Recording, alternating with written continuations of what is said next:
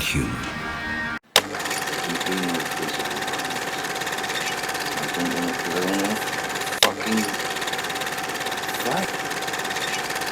See what the jury and judge think. Tell the world, Johnny. Tell them, Johnny Depp. Johnny Depp, man, I'm a victim of people's domestic violence, and yes. I know it's a fair fight. And see how many people believe or side with you. About 6 years ago, Ms. Heard made some quite heinous and disturbing criminal acts against me that were not based in any species of truth. It's Amber Laura Heard. I am here because my ex-husband is suing me for an op-ed I wrote. I struggle to have the words. I struggle to find the words to describe how painful this is.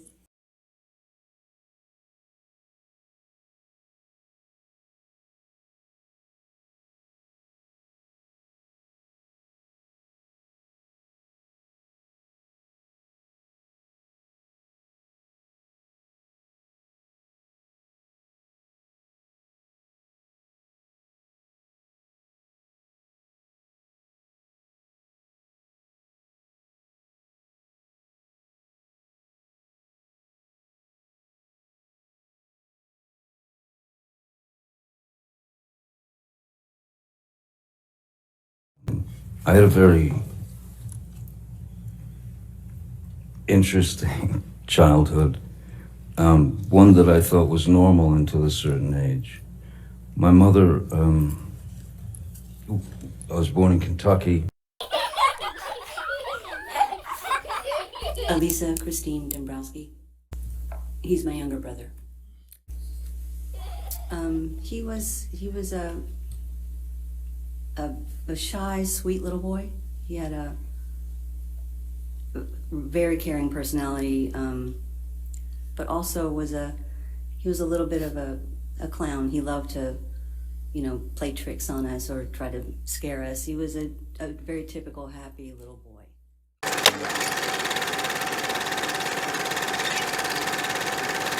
But my mother was quite unpredictable. She was very unpredictable. She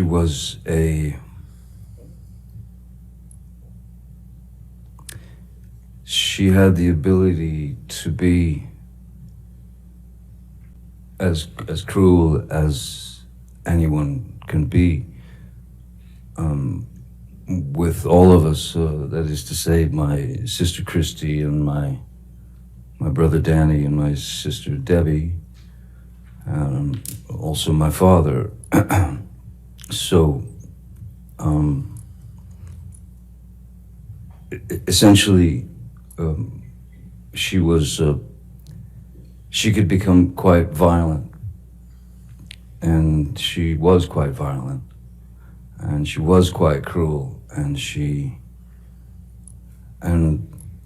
though there was physical abuse, certainly, which could be in the form of an ashtray being flung at you, that hits you in the head, or you'd get beat with a high heel shoe or a telephone or whatever's handy.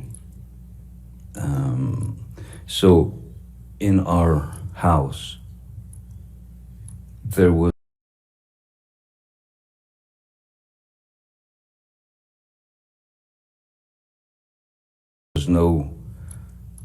we were never exposed to any type of safety or security. The only thing that one could do, really, was to try to stay out of the line of fire. I started to be able to observe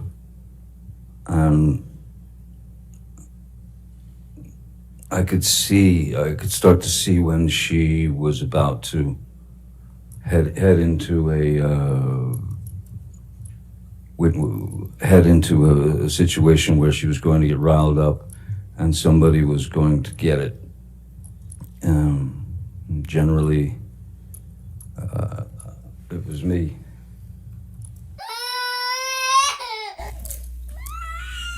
He was a typical little boy where if it hurt, he would cry. Did Johnny ever hit his mother back? No. What about when he got to be an older boy? Did he ever resist or hit her back? No. No. When he was older, even if she hit or threw things, he never went to that place. He would get away. He would, leave the area, go to his room. There's physical violence, of course. There's physical abuse, to which she was. That was a constant. That was just a constant, We were all somewhat shell-shocked, Even if she just walked past us, you'd sort of shield yourself because you didn't know what was going to happen. Excuse me, and. So there was the physical abuse, which was a constant. There was quite a lot of verbal abuse. There was quite a lot of name calling and bullying. Making fun of whatever defect one might have. I was born with a very rare thing in my eye, as the back of the lens is spherical. Normally, is spherical. So this eye isn't normal. This eye, I was born with a more conical lens. So my brain never learned to see out of my left eye, and they noticed when I was about 3, 4, that I had a lazy eye, a wandering eye, and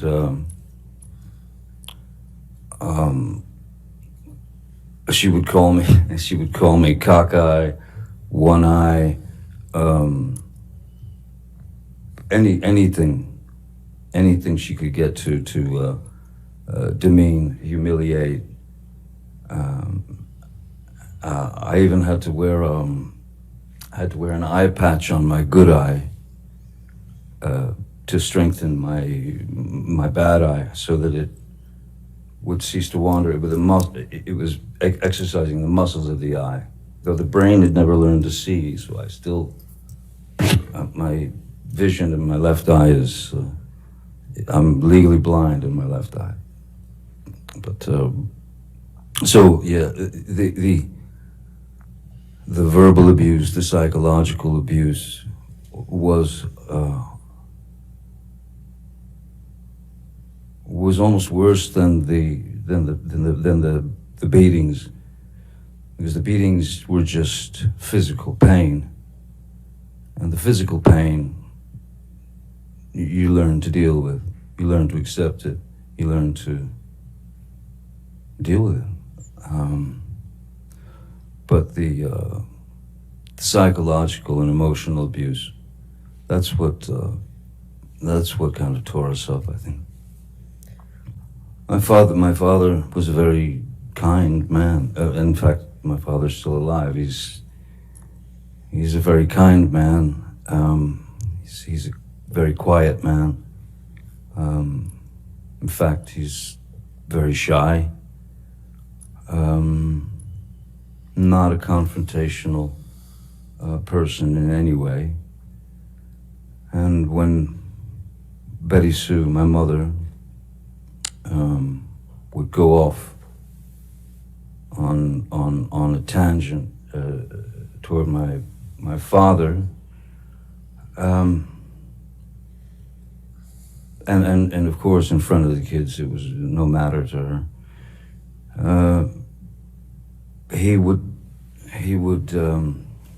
He amazingly remained very, very stoic, and never, as she was rationing him with horrible things, he stood there and just looked at her while she delivered the pain, and he swallowed it. He took it. There was never one moment, never a moment when my father lost control and attacked my mother or hit my mother or even said a bad thing to my mother. The things that I witnessed there were a couple of times when it got too far, that I could see his eyes welling up as he was staring at her, saying nothing. And then the most that he would do is he would punch a wall. I once saw him punch a wall and shatter his hand because it wasn't drywall. It was proper concrete and steel wire and rebar and things of that nature. And but still, never touched her, never argued with her. He remained a gentleman. And to me, as a 5-year-old boy, I kept thinking to myself, I kept wondering why does he take it? How does he take this? And why doesn't he leave her? But he didn't, he was able to maintain his calm and his composure. He was able to maintain his relationship with his children. He was a good man. He is a good man. I mean, out of I couldn't count the amount of fights that they had, but I know that I've seen my father strike a wall 2 or 3 times tops. Once when he broke his hand, but yeah, 2-3 times at tops. My father was not an abusive man. At the same time, my father was also, to some degree, at the mercy of Betty Sue. Because if he argued with what she wanted done, that would just turn into another barrage of hatred towards him. So I can remember my father coming home from work, and maybe I'd gotten a bad report card, or maybe I'd gotten in trouble at school, or something like that. And my father would arrive home from work, and the first thing she would say was, "John, guess whose son just failed his math test again? Of course yours. Take him. He gets the belt." I'll never forget this white, thick leather 1970s era, thick leather white belt that he would take off, and then he would commence to inflict the punishment on me. But interestingly, there was one time when my father I kept telling him I didn't do this. It was another incident. I kept swearing to him that I did not do what Betty Sue, what my mom had said that I'd done. But he went through with the punishment anyway. And then, not long after, he found out that I had been telling the truth and that I hadn't done what my mom had said that I'd done. And he came to me and apologized to me for having gone through with the whipping, you know, with the belt. Bones sinking like stones, all that we fall for. And Homes, places we've I have to say, all of us are done for. my mom never did that. She couldn't. She knew what she knew. She was raised how she was raised. And I had no power to change what was inside of her. When my father left, I didn't realize that he had left. He left for, I was 15. I had already left school.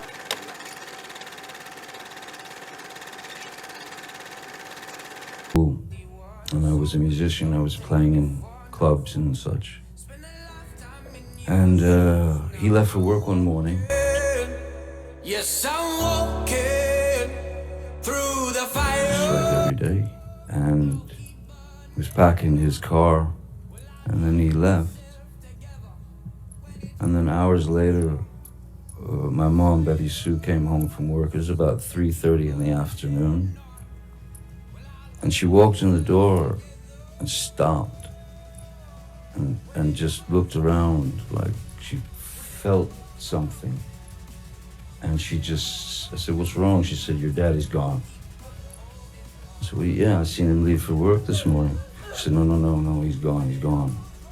And she ran into their bedroom and into their closet, and I followed her, and she opened the door, and there was his rack of clothing and all his belongings were gone. And she was quite upset. And I took her car and drove to my father's work.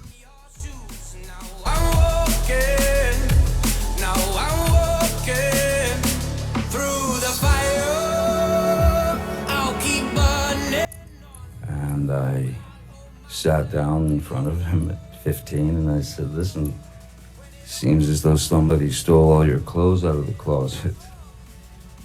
And he said, yeah. He said, "I'm done. I can't do it anymore. I can't live it anymore. You're the man now." And those words didn't quite sit well with me. I didn't feel like I was ready to hear those words. But that's what I got. Then my mom went into a very, very dark place, a very deep, dark depression, as you can imagine. And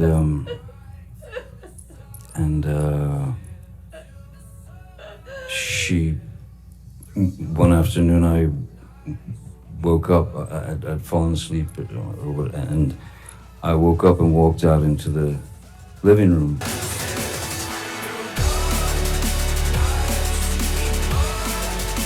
And I saw my mother, very feebly, and like almost, it was like a slow motion crawl. If I could stand up, I could show you just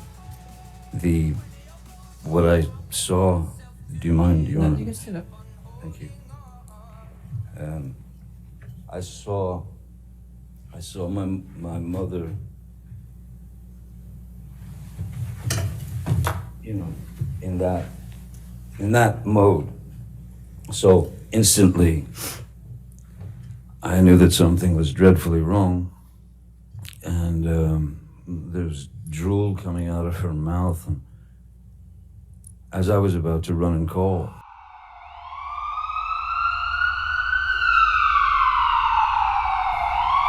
the front door busted open, and my uncle and two paramedics came in and threw her on the gurney and whisked her out of the house to get her to the hospital to pump her stomach. And she had swallowed a multitude of pills to try to take herself out, to try to commit suicide.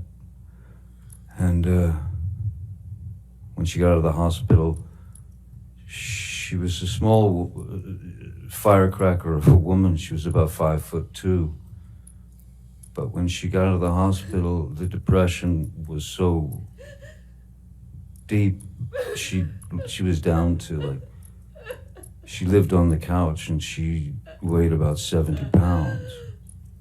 And that, all that imagery spun into my head at that time, that I thought that was in my head at the time, I thought that that was a cowardly way for my father to have left. And I was deeply upset by that.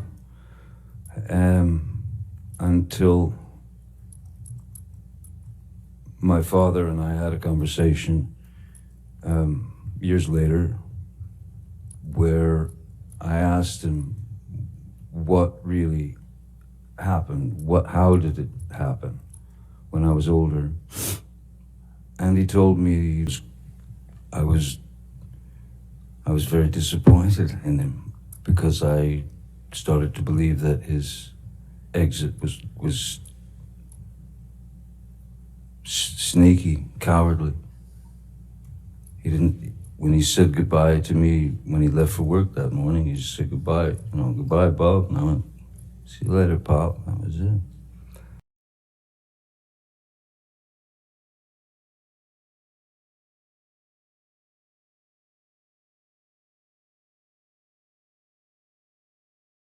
I'm Homemakers. And I'm Pat Harvey. Actor Johnny Depp was slapped with a restraining order today after his estranged wife, Amber Heard, shows up in court with bruises on her face. CBS 2's Christy Fajardo has more on the divorce fight that has turned nasty. Hey, Amber. Flanked by security, Amber Heard doesn't try to hide the bruise on her cheek.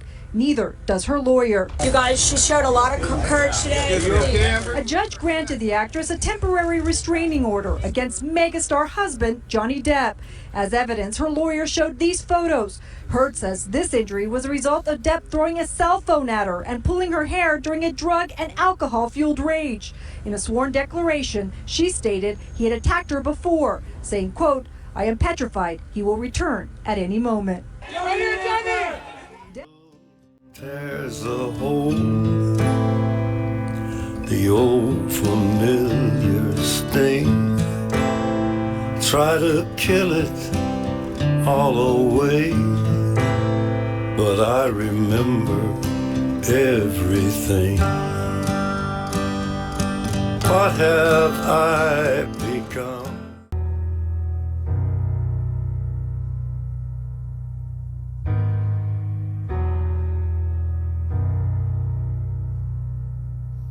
Have you ever felt like nobody was there?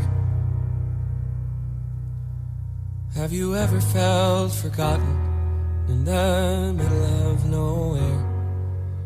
Have you ever felt like you could disappear? Like you could fall and no one would hear?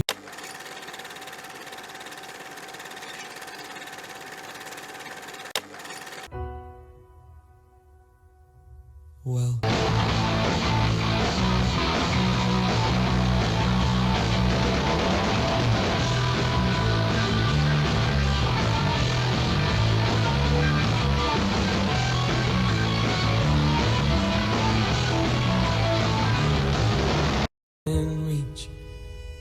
reach out your hand.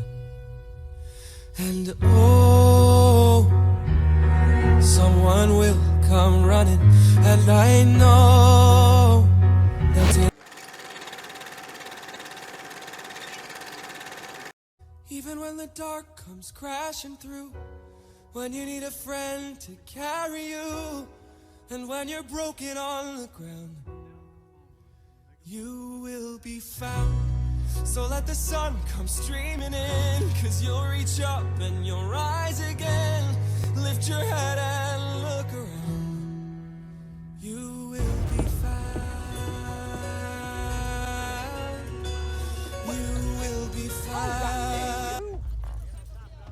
It's a shilling to tie up your boat at the dock. And I shall need to know your name. What do you say to 3 shillings? And we forget the name. Welcome to Port Royal, Mr. Smith.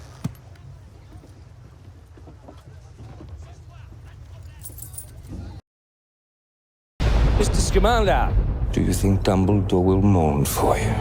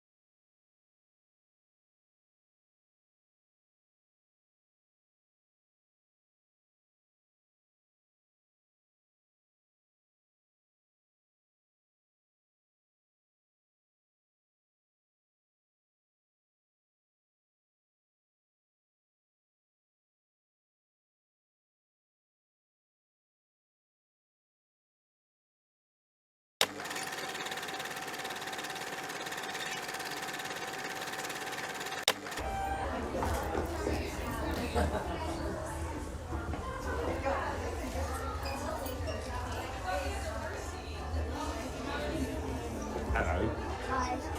Are you going to slash me? Will you be stabbing me now? Would that be?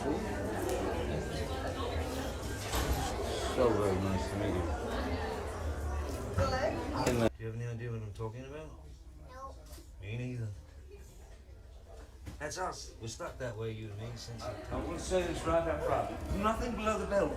Good, that was good. Ola, we've come to take you to the room of spiders. I don't like spiders. May I have a hug? Yes!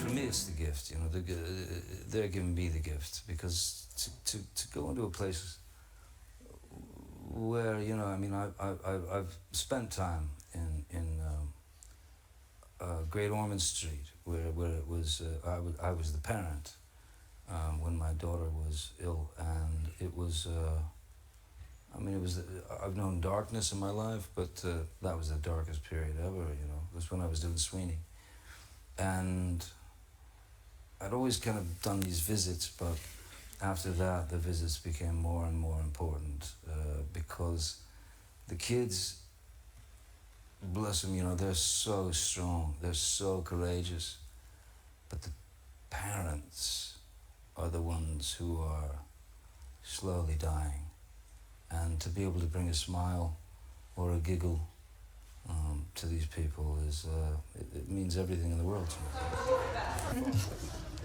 Hi. Hi. How are you? Oh, why do you ask? Can I give you that? I'm fine, how are you? Really? That sounded good. This could take hours.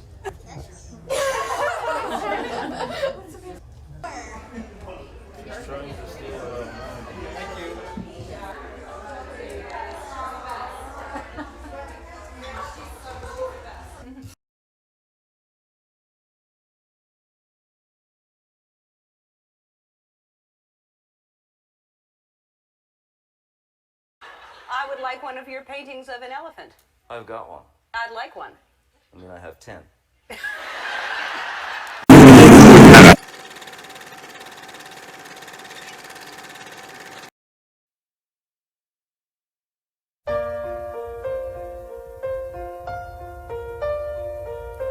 My love, there's only you in my life, the only thing that's right. My first love, your every breath that I take, your every step I make. And I want to share all my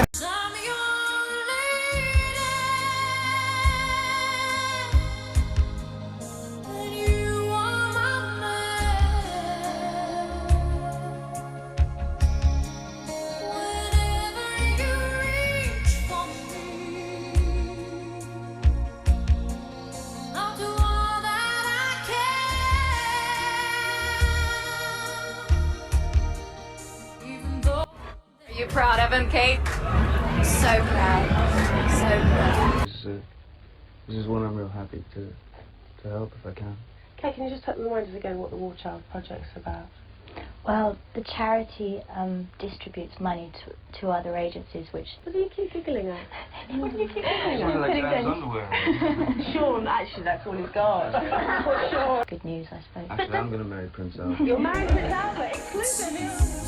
I'm far away. Never want to.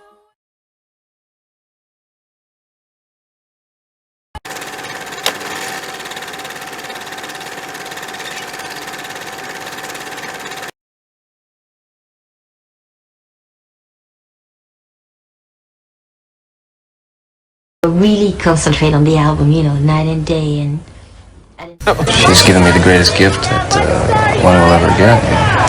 Beautiful child. Beautiful daughter. What else can you say? And suddenly it turned around, and the back had a face, and it walked towards me, directly at me, and just said, "Hi." Yeah. And then I just knew it's it's over. It's over. Big trouble, Big trouble. Big trouble. Big trouble. How would you say that she has affected your life? Changed it completely. I mean, Vanessa and my kids gave me life.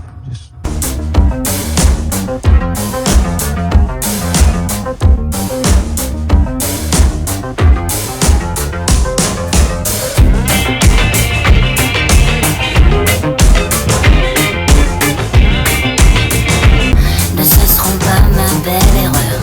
En langage des cils, mes grands yeux disent ainsi soit-il, ma peau, mon bel amant. Sa température plus un cran. En langage du corps, dis serre-moi vite et bien sans ma folle. I don't know nothing about love, you know. Hold me till the day's done. En allant à sexe sans fin. Les voisins de dessus cognent à grands coups de monsieur. Mais le sommier sonore grâce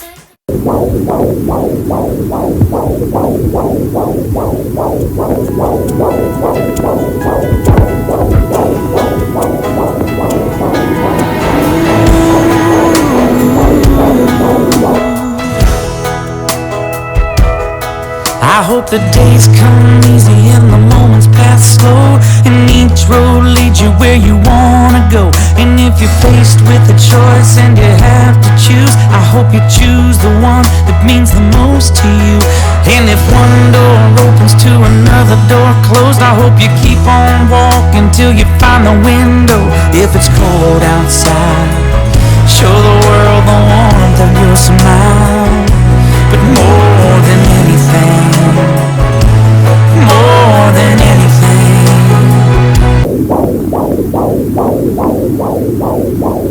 My wish for you is that this life becomes all that you want until your dreams stay big, your worries stay small. You never need to carry more than you can hold. And while you're out there getting where you're getting to, I hope you know somebody loves you and wants the same things too. Yeah, this is my wish. I hope you never look back, but you never forget all the ones who love you in the place you left. I hope you always forget. Did you see the birth? I was there, yeah. Unbelievable. I mean, I've been, since May 27th, when my daughter was born, I've been floating. You really look happy. I'm floating. I've just, yeah, it's, I've never, ever in my life, I haven't lived before that date. I was not alive. I existed. I imagine that I drew breath and exhaled and all that stuff, but I don't have any particular, fond memories of it. I mean, I don't think I took a real breath until my daughter was born. You really look happy. I'm floating. I've just, yeah, it's... It might seem crazy what I'm about to say. Sunshine, she's here, you can take a break. I'm a hot air balloon that could go to space. With the air, like I don't care, baby, by the way. Because I'm happy. Clap along if you feel like a room without a roof. Because I'm happy. Clap along if you feel like happiness is the truth. Because I'm happy. Clap along if you know what happiness is to you. Because I'm happy. Clap along if... It's just amazing. The only thing it can do is bring a smile to my face. Lily Rose came here. She came to Venice several times with Vanessa and I when she was a baby, a child, and yeah, now to see this incredible young woman and carrying herself with such dignity and the choices that she's making. Clap along if you feel like happiness is the truth. Because I'm happy. Clap along if you know what happiness is to you. Because I'm happy. Clap along if you feel like that's what you want to do. Hey, go! Bring me down, can't none bring me down. Your love is too high. Bring me down, can't none bring me down. I said. Bring me down, can't none bring me down. Your love is too high. Bring me down, can't none bring me down. I said, clap along if you feel like a room without a roof.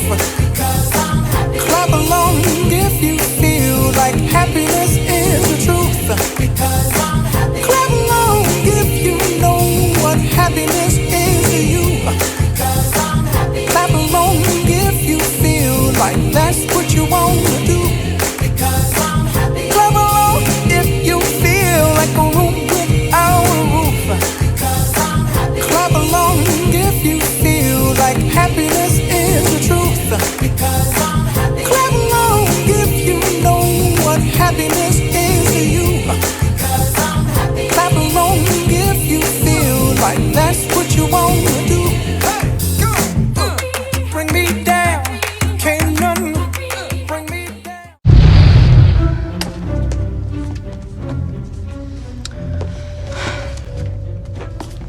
Hi. True North's this week's issue of them and his Pucky Charms. And condoms.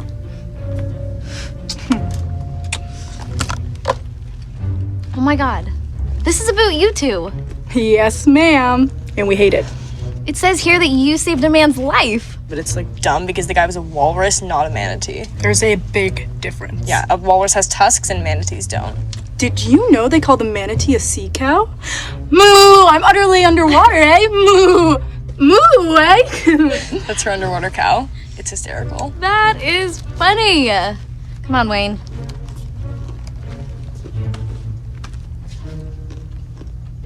Moo! Moo! Moo! I'm a loser!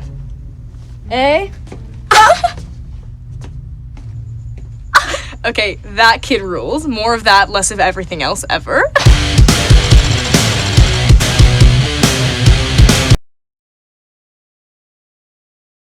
Before anything, I'm a father, and my goal, my real ambition in life, if I have any ambition at all, is to be a great father. One life with each other, sisters, brothers. One life, but we're not the same. We get to carry each other, carry each other.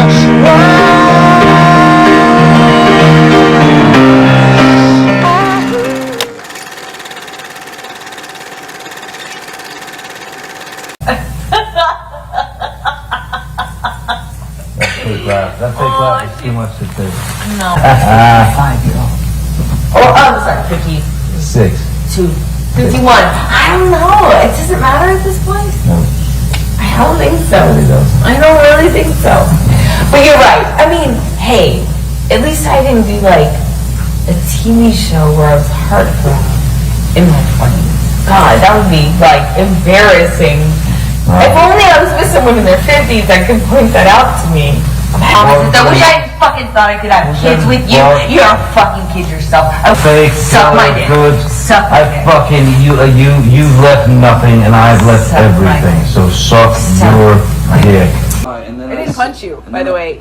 I'm sorry that I didn't hit you across the face in a proper slap, but I was hitting you. But you're fine. I did not hurt you. I did not punch you. I was hitting you. How are you? What am I supposed to do? Do this? I'm not sitting here bitching about it, am I? You are. That's the difference between me and you. You're a fucking baby. Because you started. You are such a baby. Grow the fuck up, Johnny. Physical fights. I did start a physical fight. Yeah, you did. So I had to get the fuck out of there. Yes.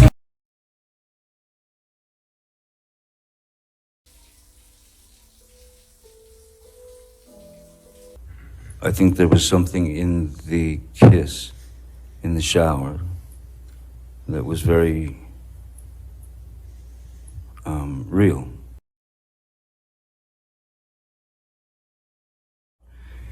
When I would come home from work, I would come in the house or the hotel, and she would sit me down on the couch and give me a glass of wine and take my boots off, set them to the side, and I'd never experienced anything like that in my life. I just never thought that was, I just never experienced that before. Sit down, I made you coffee. Oh, thanks. It was as if she was too good to be true. She was attentive, she was loving, she was smart, she was kind, she was funny, she was understanding. So beautiful angel materialized. Time stood still face to face. I'm sure we'd met at another time and place.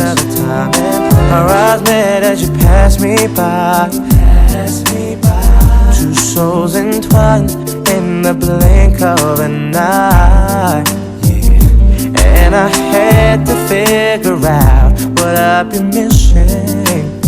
So I turned to you and asked you if you wanted to. You know we'll be getting some, getting jiggy just for fun. Rendezvous, where to my place, say to, and we can do anything you wanna do. Hey, tonight is your night, yeah.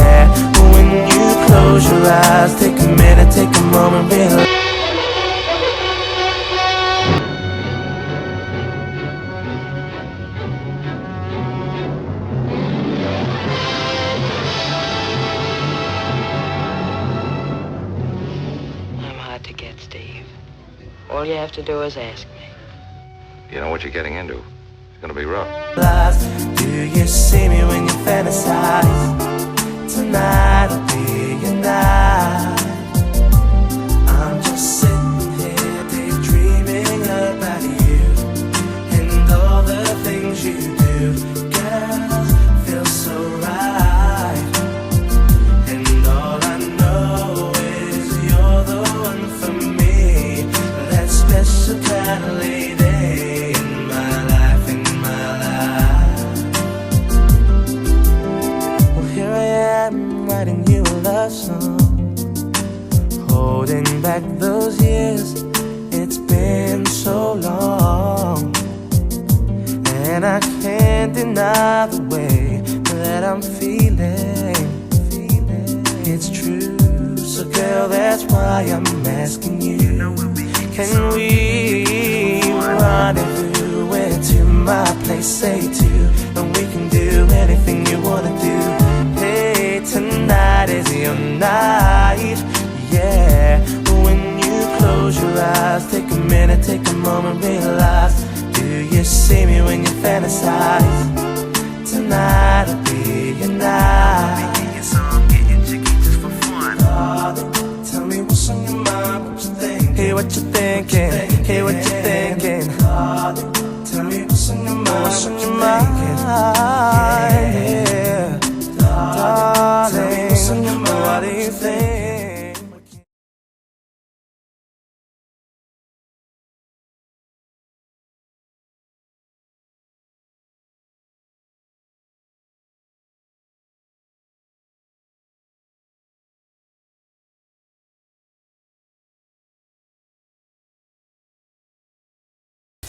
You're on overhauling.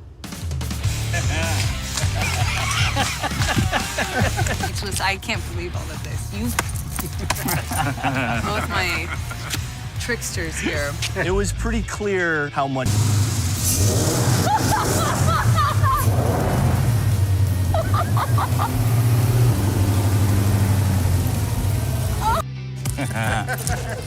I can't believe you did this. It's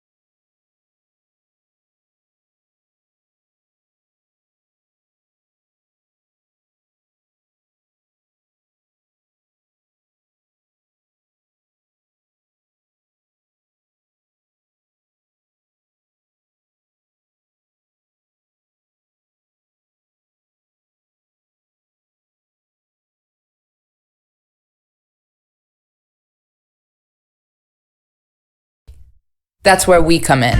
We're launching the We Are You campaign, and we want to do it with you. I'm Io.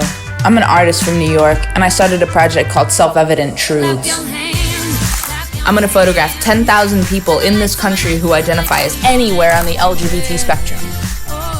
And I'm going to need a lot of help. So here's how it works. You buy a We Are You t-shirt for $20 from us. With that, you'll be sponsoring one of the 10,000 faces in DC.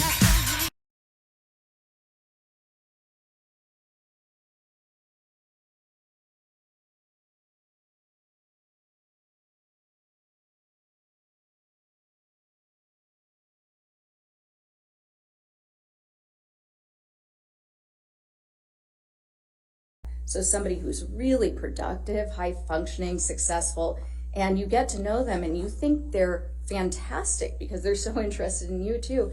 And you might not realize it, but they're mimicking you perfectly. So you're really just kind of falling in love with this new friend who is being you. But then all of a sudden, you say something that they think is offensive, and you can't, even in your wildest thoughts, understand how that could have offended somebody, but their reaction is so strong that you kind of buy into it. Gosh, maybe I did say something offensive, and you feel bad about it. So that sophisticated version, they can be a little bit more calculated in the way they present. They tend to kind of hit you where it hurts a little bit more, and they can be actually very, very destructive.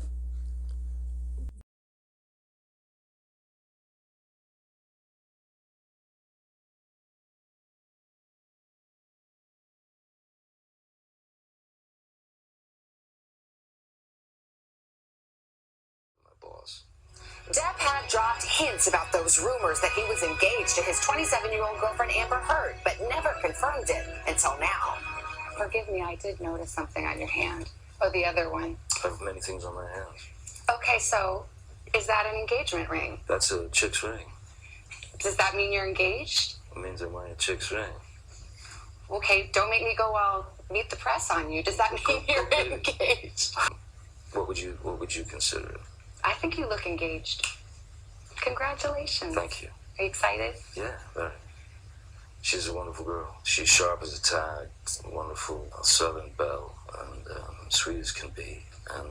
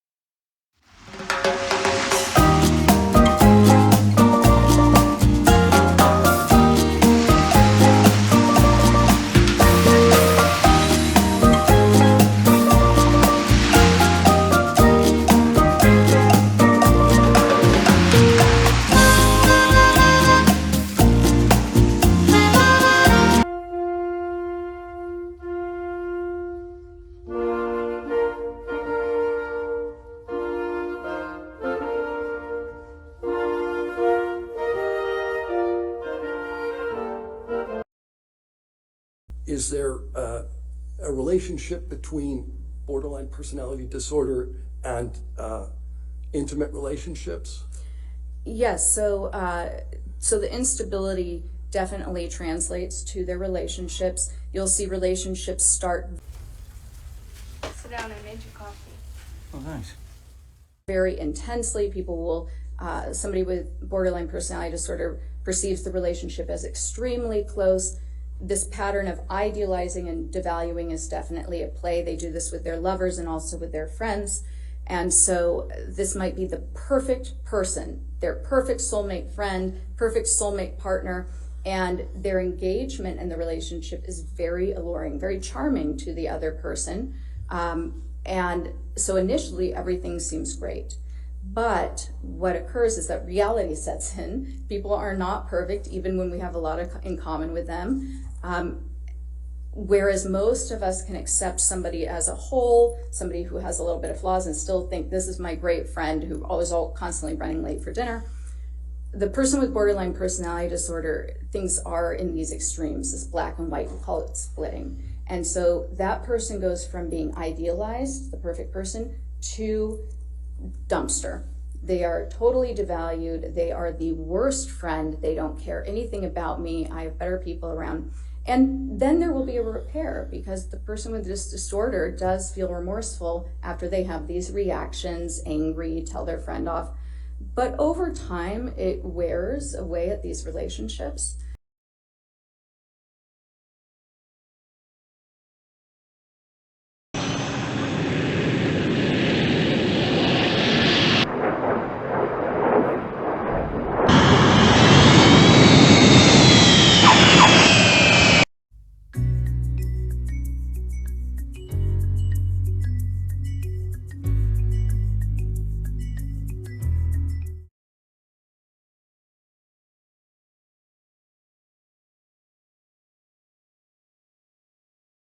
Because you know where to look anyway, so Yeah. we can have them here so they can watch your Basically, performance. split the closely. lens, no? I think.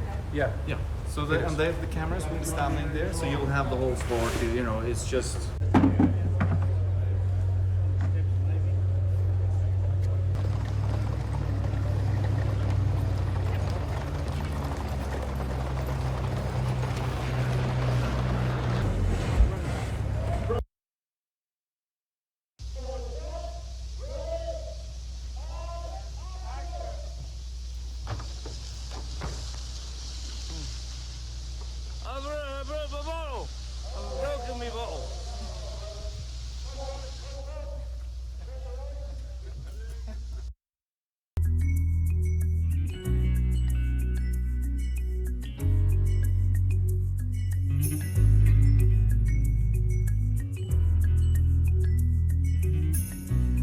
We will fly way up high where the cold wind blows.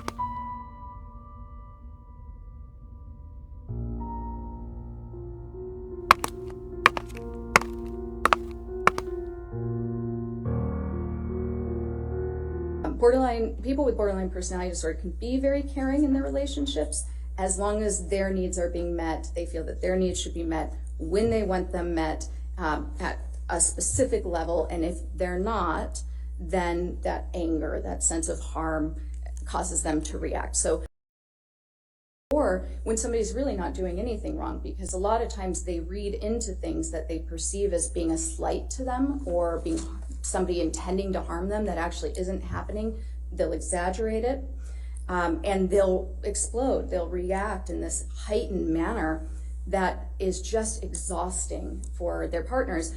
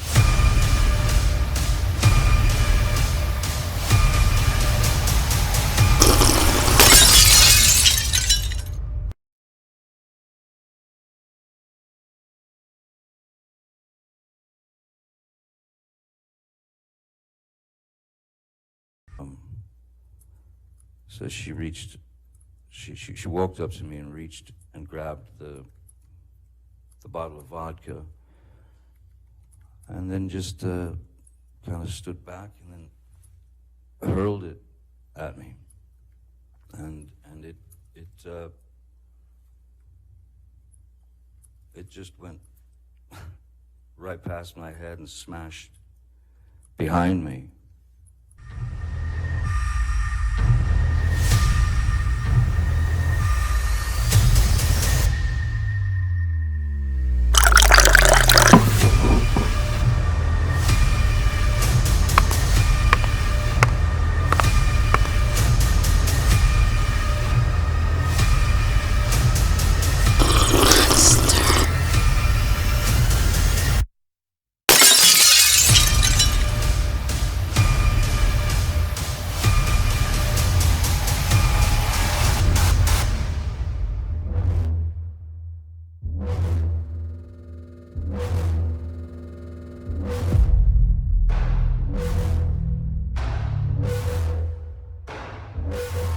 Then got the other bottle, shot.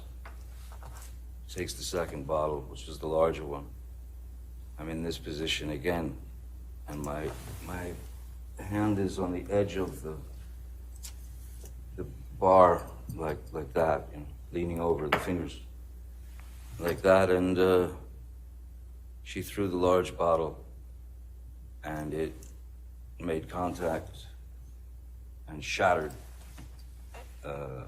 everywhere. And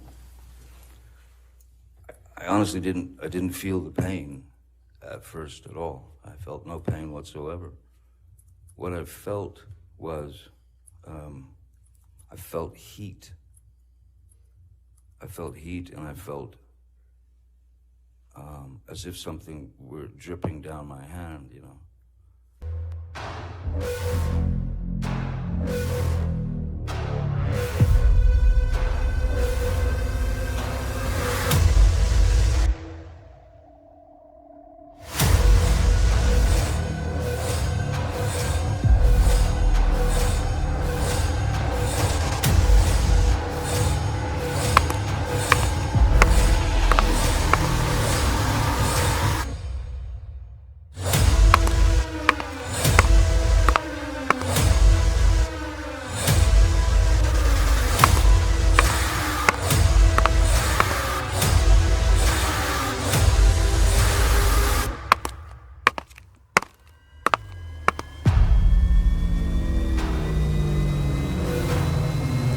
Monster.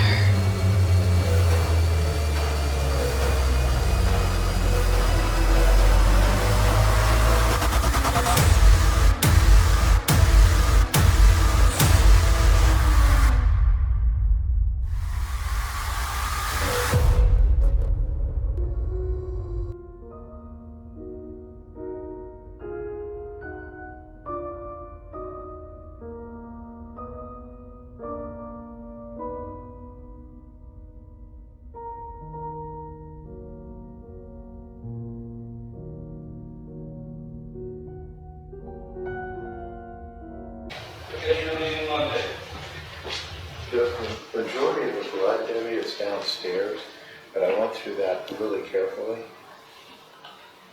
Oh wait, there's a... I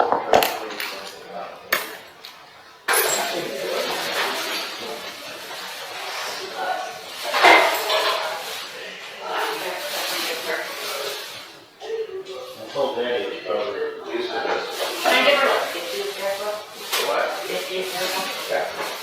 First of all, they're more sensitive to things.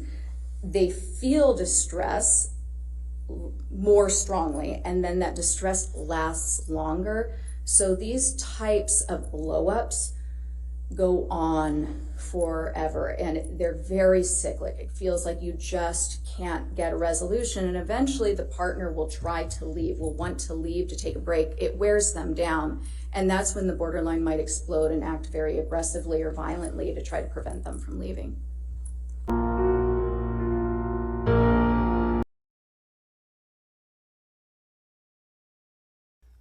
That is, that's me in the emergency room.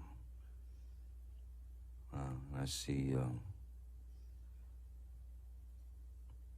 a detail that I'd forgotten, which is the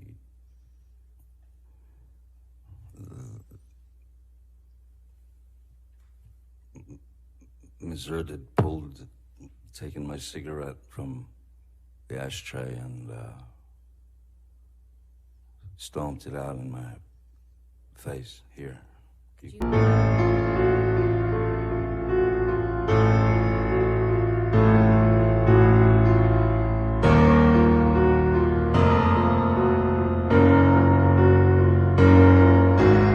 That's a severe injury, I would agree. Yeah. Severe injury that ended up with Mr. Depp on a gurney, correct? That is a severe injury, correct. All right.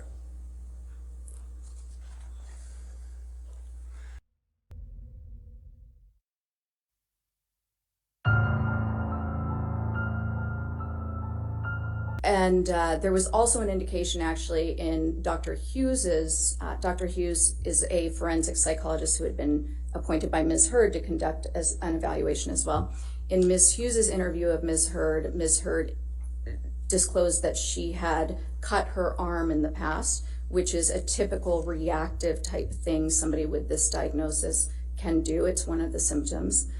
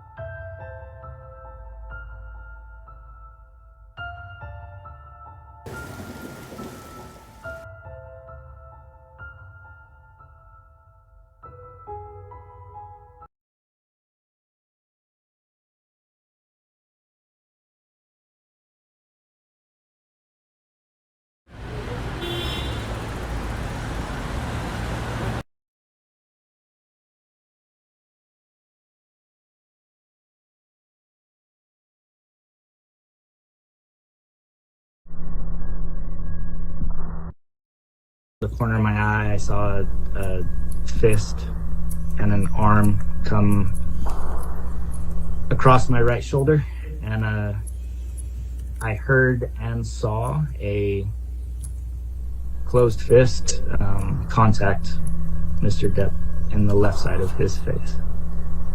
And whose fist was that? That was Miss Heard's fist, Amber Heard's fist. And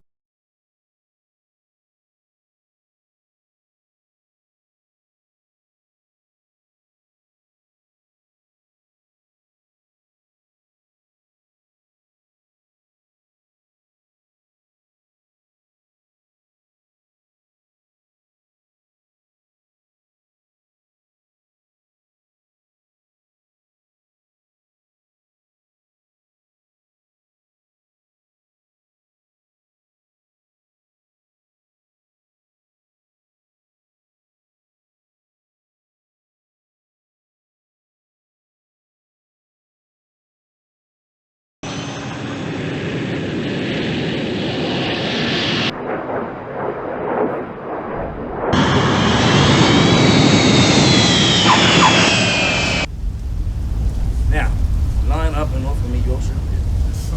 You want us to pay you? Do you have a problem with those things on the side of your head? Am I not the captain of this ship? Where's the treasure? All of us are starving. Yesterday we eat a rat.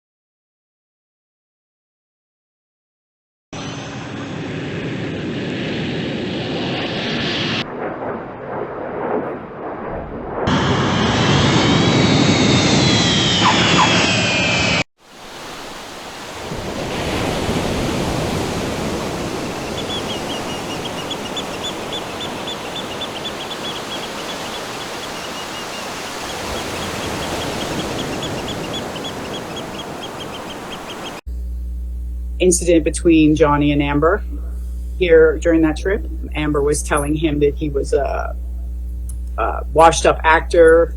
He was going to die a fat, lonely old man. Then you heard, you hit me with a can. You heard Johnny say, you hit me with a can. And then he came down the steps and Amber was behind him and she had a bottle in her hand, was removed. And there was a brief pause at the moment, I think of initial shock or uncertainty of why, that we were there. Neither Johnny nor Amber knew that we were there. He proceeded to walk back to the John Deere, and she again walked. He was just sitting in the seat. Amber came up to him and was asking him to come back in the house. That she was sorry. Please come back in the house. He didn't come out of the seat, and she was hugging and kissing him, and I love you, I love you. She was telling him I loved you. He didn't react. Johnny sat there, eventually got out of the John Deere and proceeded to start to walk away. At that time, Amber started to grab at him and his shirt and trying to pull him back to the house. Just basically viciously trying to pull him back and get him back into the house and yelling at him. And at that point, I was between them and felt it was best, and I was getting worried about what was going to happen, and it was best that I remove him from the situation. And so CJ took Amber back to the house, and I walked Johnny over to the cafe, which was basically 30 seconds away from the house, because it was the only place I could take him to at the time. What did you observe when you went back to the cafe with Mr. Depp? When we went back to the cafe, he had a mark across the bridge of his nose. I got a bag of ice to put on it so that it wouldn't swell, just to make sure that it wasn't bleeding. And he walked over to the love seat at the cafe, and he laid down and went to sleep. And CJ came back over, and I asked CJ to stay there for the remainder of the evening, for the remainder of the morning. And I left CJ inside the cafe, and I left Johnny on the couch.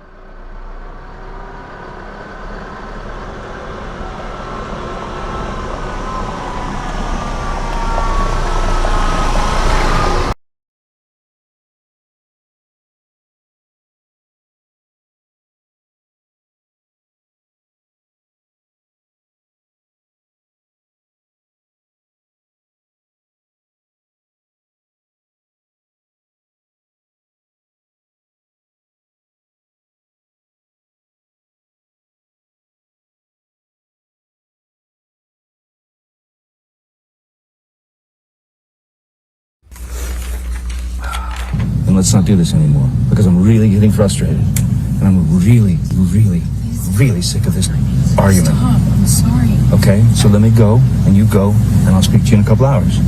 Okay? Okay? Stop. Okay. Why are you saying stop? May I go? Please, it causes me so much stress when you leave, when you walk away from me with that. It's like you don't understand how much worse you're making this. I can't believe this. Please, you're making it worse for me. Okay, I'm sorry for you. Please, I'm only trying to tell you so that you know you're causing me immense stress right now when you walk away like that. There's no reason to be mad. Well, then say goodbye. I haven't walked away. You're not saying goodbye. You won't let me fucking leave. Let me leave. Stop rushing me! Stop pushing me in the corner and then poking me with a stick and then saying, why are you saying the words you want me to say? But this is not love. This is not happiness. This is not. Please stop doing this. Please, you're causing me so much fucking stress. I'm gonna die at this age. I'm gonna fucking die. You're causing me so much stress. Please stop. please. I feel like I have a heart attack almost every day. Please stop. Please stop doing it. Please stop. He's so fucking mean. Why are you with me? Bully. Stop. Please stop. I've been begging you not to fight. I just said, can we please have a normal argument? Just even a normal conversation, fucking normal argument. And for the last hour, I've been begging you to please just leave it at that. Let's just go on with our night. I would have been able to come in with you. We would have been able to let it go in a few minutes. It would have been fine. If we allowed ourselves to have fucking normal arguments. Please, you're killing me with this. You're killing me. You're fucking killing me. Fuck. Sean, could you, please, I want you to just go.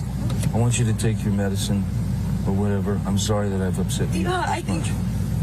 Thank you, Sean. I'm ready to go. Thank you so much. I'm really sorry. I'm really ready. Thank.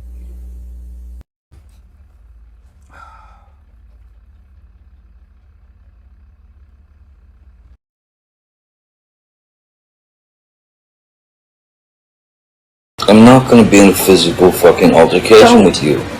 Well, we're on a plane I can't split. No.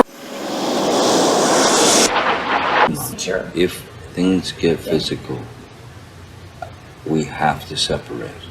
No. There can be no physical violence.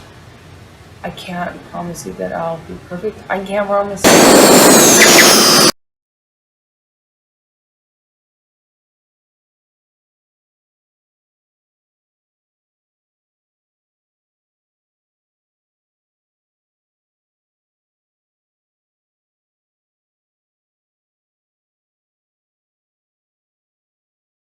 I can't promise you I won't get physical again. God, I fucking sometimes get so mad. I lose. When you start the fucking yelling, there's,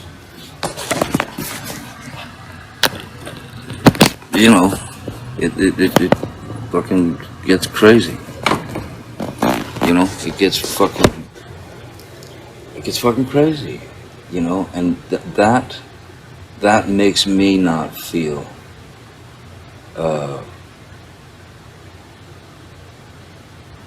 For lack of a better word, safe within the relationship.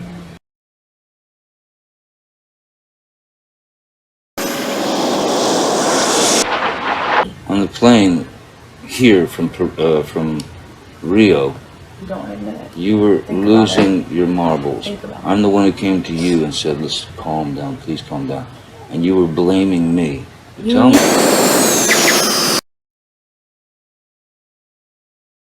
I'm not the one who fucking throws fucking pots and Those are different. whatever That's the different. fucking else at me. That's different. Just because I've thrown pots and pans does not mean that you come and knock on the Vases door. and fucking- Just because there are vases does not mean that you come and knock on the door. Really, I should just let you throw. I'm not saying that. You're saying that. You're putting words in my mouth and then.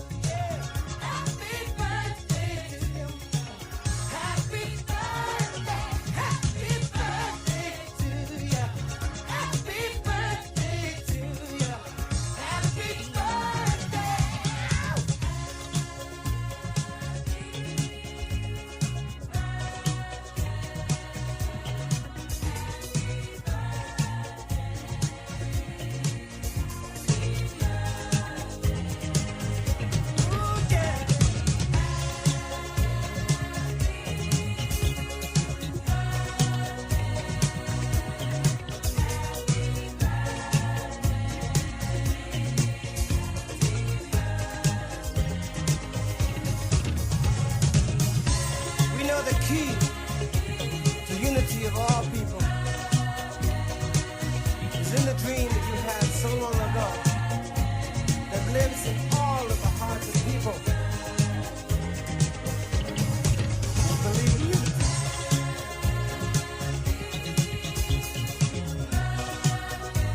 We'll make the dream become a reality. You fucking haymakered me, man. You came around the bed to fucking start punching on me. Why? I love you. Please, I love you. I've done nothing but live in a fucking heart, a broken fucking heart from the one person that I love and I trust.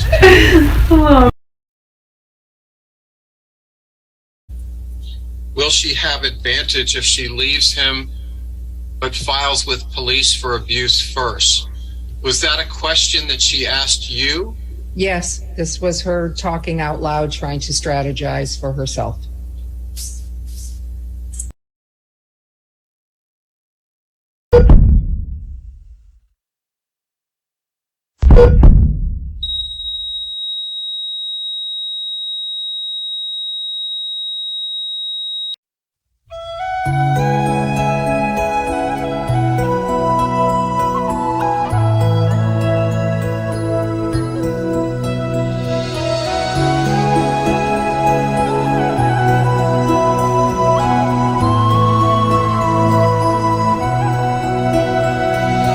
Every night in my dreams, I see you, I feel you. That is how I know you. Go on. Far across the distance and spaces between us, you have come to show you.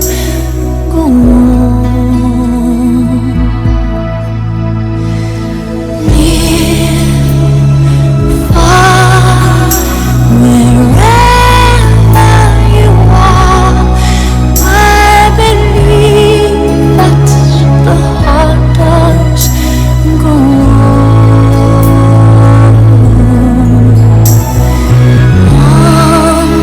Once more, you open the door and you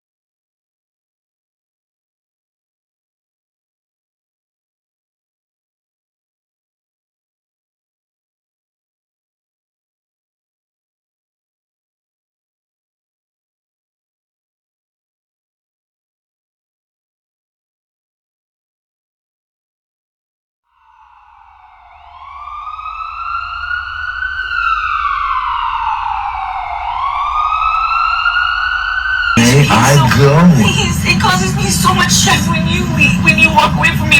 I'm gonna die at this age. I'm gonna fucking die. You're causing me so much stress. Please stop. Please, you're killing me with this. You're killing me.